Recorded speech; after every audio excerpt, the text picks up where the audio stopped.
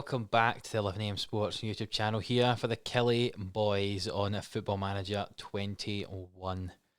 This episode is going up on Christmas Eve, so we're just going to have a little end of season review for season 2 of the Killie boys.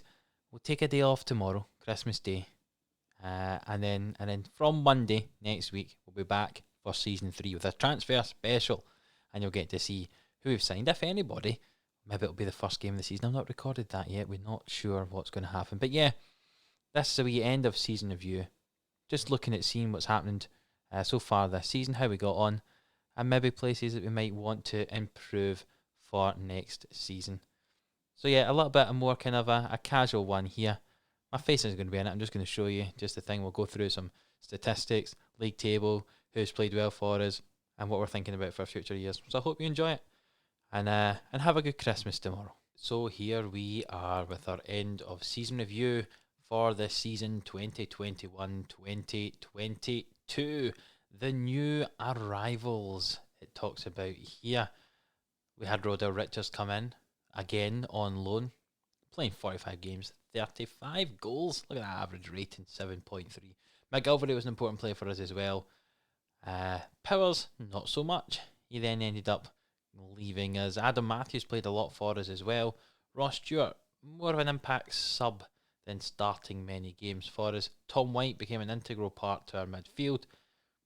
Lucas Bejar actually is joining permanently at the end of the year. He ended up being a centre-back partner. The only player that we paid money for was Tam O'Brien, £14,000. He started 19 games for us. Broadhead mainly as a sub. Ziggy Gordon played a lot of games at full-back for us. Denham didn't really do anything for us. And Liam Dick ended up going back out. He ended up moving again. As you see, look at those transfers out. The players, how many of them did we really miss? McGowan not so much. Millen not so much. I think we did better at fullback there. Nicky Kabamba, I think we wasn't really playing for us anyway. Maybe as a backup option, but we had a few more backup options down there. And you see, Clevitt Dickamona was the other big name that really left us. Again, I don't think a huge miss for us. The season results. You see there, the Scottish Premiership, we're in 6th position. 2 points off of getting that European place. You can see our schedule on the right hand side there. We started off with a win, a draw, 2 losses. A bit of a struggle. Then we had a good September and October there, and then we lost 3 games in a row in November and 2 after the St Johnstone game there. So, you know, another loss there against Motherwell. So in those, 3, 6, 8 games, we lost 6 at the end of 2021, which is a real problem. We had a good run of form again in January, and then kind of patchy towards the end of the season. And really this is where it killed our season, just at the start of the split, because these are the teams that you really had to beat. We drew with St Mirren. If we'd beaten St Mirren would lose a point. We'd get 2 more, and we'd actually have come 4th in the league this year.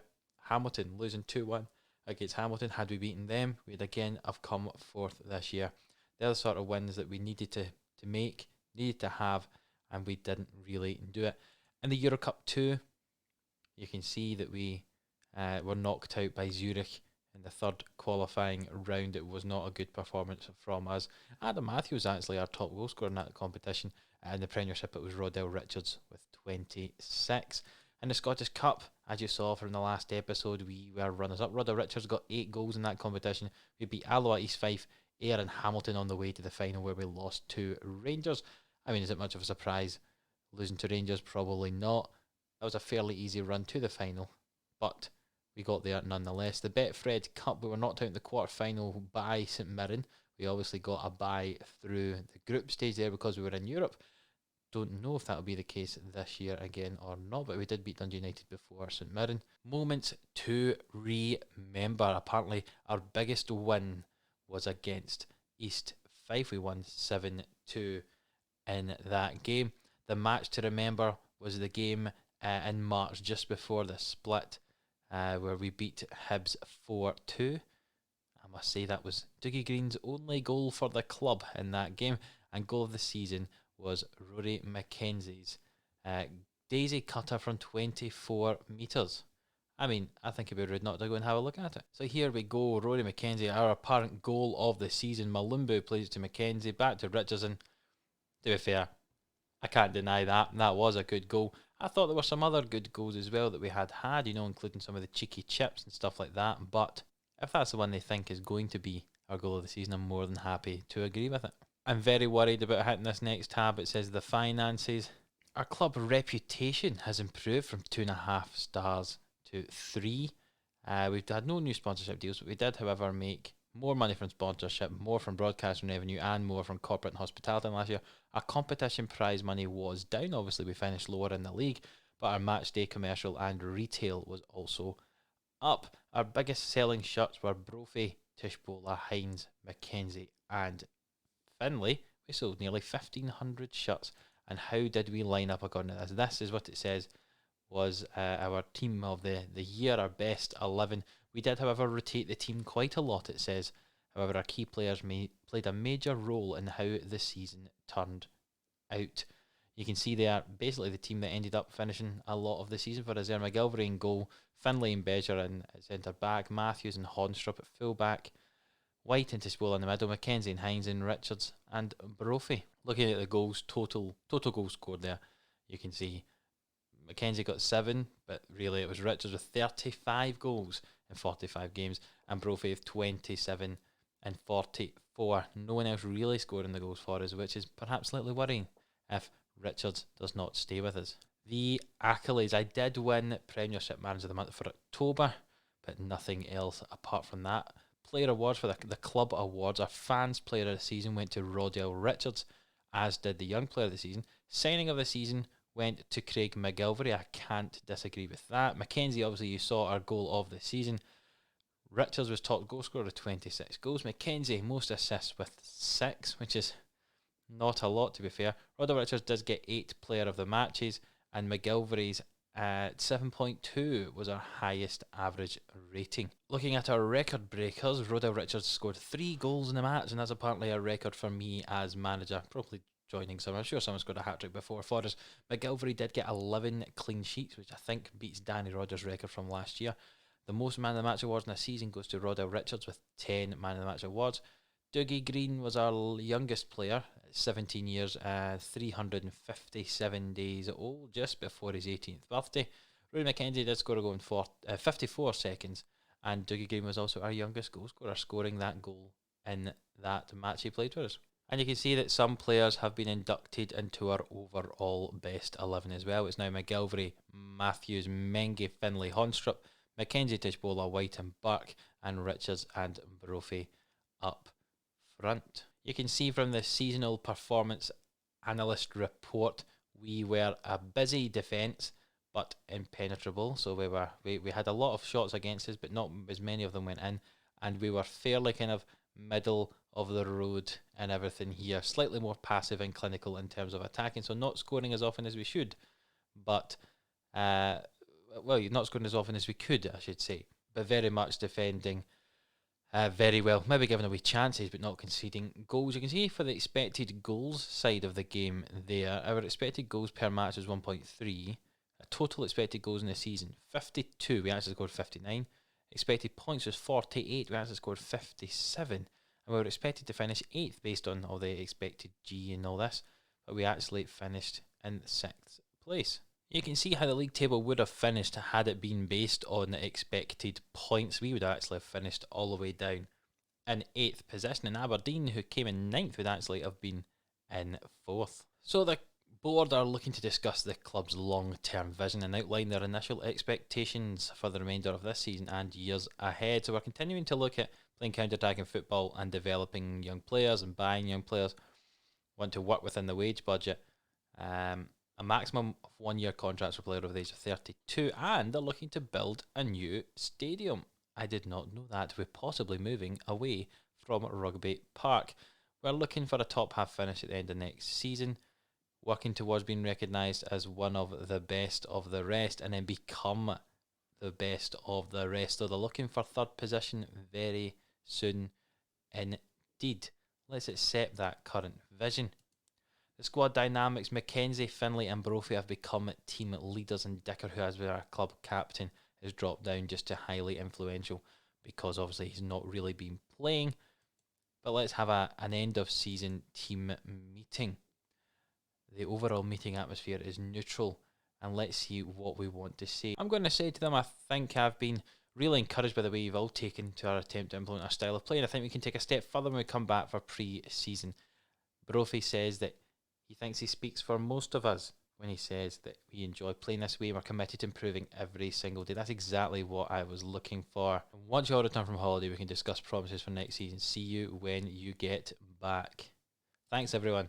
We'll see you for the start of pre-season, and everyone's morale has not at least went down any than it was before. New season team report. These are some stuff I really should have seen last year, but I skipped through most of them because I was having so much fun. I just skipped through everything. Noticeable strengths was Richards, Brophy, McKenzie playing well together. A lot of young prospects coming through. We're effective on through balls. That's good to know. We've got many good options at right back, left back, centre back. McGilver is very good in goal. Again, that's just saying how good some of my team is. There's a lack of aggression mainly, and we're spending too much money on wages, which I suppose is not a huge surprise. Let's look at the injury report. We see that Yusuf Malumbu was out for quite a long time, as was Yaya. Basically, a lot of the old players were hurting themselves. And Ryan Harrington, who I did think possibly could break through as a centre-back for us, was injured for quite a lot of the season as well. And his contract is now actually running out, and I'm not willing to pay what he's looking for. So he's going away. We've now went on holiday till pre-season, and they'll report back for training on the 13th of June. So that's about 3 weeks for them. Training camp plans. We are going to Lisbon on the 14th of June until the 24th. And some post-match analysis for us here is what just we were totally outplayed in that Scottish Cup final. We should be extremely disappointed. We were the better team, but we've come out looking a lot. How were we the better team? In what world were we the better team in this game? I have no idea. The board have set initial budgets for next season. We're going to have a wage budget of £55,000 per week and a transfer budget of £183,000. So looking at the team just now, we are currently spending £54,000 and we're committed to spend £57,000 already. So there's not a huge amount of wage budget available, but we do have some transfer budget. Maybe we'll be selling some players or getting some players off the wage bill next year. Our overall balance is now over £1 million again. You see we dropped down into the red again for a while, but jump back up. I'm sure we'll go back down when I start spending too much money again. So overall, looking at league table here, we see that, we know we're in 6th. Dundee United actually got relegated from the Premiership this year, and the team coming up is Ayr United. So we will have some Ayrshire derbies to deal with there. You can see from the player statistics, Richards top scorer, scoring 2 more goals than Morelos. Tavernier got most of the player in the matches, but Richards was just behind. And though McGilvery had some clean sheets for us, he certainly didn't have as many clean sheets as Barkas or Carson did for Motherwell, with 17 and 16 respectively. So 2 players who are not going to be seeing again are Yusuf Malumbo. We are not renewing his contract for us, though he's been a good servant for the club. And Yaya Toure, 39 years old now, 108 caps for the Ivory Coast. He came in and did a job for us last year, a little bit of big name signing. Didn't perhaps play as well as he could have, but I very much have enjoyed having him here, and he now retires from football. So when you come back next year, you won't see those 2 players, but we might see some new faces. You never know. We're going to leave that here. I hope this was an alright video for you. A wee bit of something different, a wee bit kind of calmer and more kind of chill. But if you have liked it, please leave a like. If you're excited for the next season, which is coming on Monday, leave a like. Subscribe to the channel if you haven't already. And I'll see you for season 3 of the Killie Boys on Monday. Have a good one.